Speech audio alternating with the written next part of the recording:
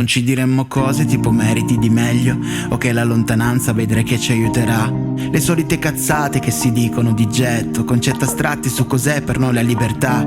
Abbiamo dato un senso nostro alla parola amore, senza fonderci in un unico profilo dentro un social. E adesso che è finita per sempre sta relazione, dimmi cosa me ne faccio io di tutta sta fiducia. Esattamente, che cosa vuoi che ti dica? Che non conti più niente, ok? Ti ho tolto dalla rubrica. E dammi pure dello stronzo, ma non sarai mai mia amica. Forse non cambierà il mondo, però mi cambio la vita. Quindi le solite cazzate io non le dirò, che dovevamo e potevamo sanno di rimpianto. E ciò che siamo stati io non lo maledirò. Metterò tutti i ricordi dentro qualche canto. E se un bel giorno metti il caso io ti rivedrò.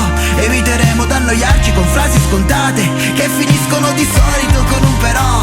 No, non ti racconterò le solite cazzate.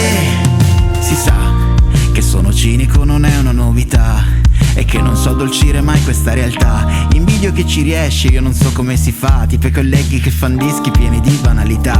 E non ho mai chiamato il nostro amore eterno, e non ho mai pensato fossi quella giusta. Ho semplicemente vissuto il momento, e quando è finita non ho aperto un'inchiesta.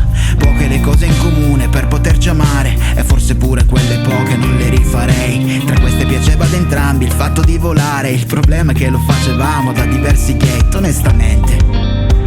Arrivati a questo punto, io non ho da dirti niente. Forse ci siamo detti tutto, e dammi anche dello stronzo. Lo accetto senza contestare.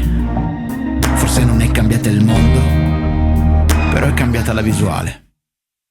Quindi le solite cazzate io non le dirò, che dovevamo e potevamo sanno di rimpianto. E ciò che siamo stati io non lo maledirò. Metterò tutti i ricordi dentro qualche canto. E se un bel giorno metti il caso io ti rivedrò. Eviteremo d'annoiarci con frasi scontate che finiscono di solito con un però.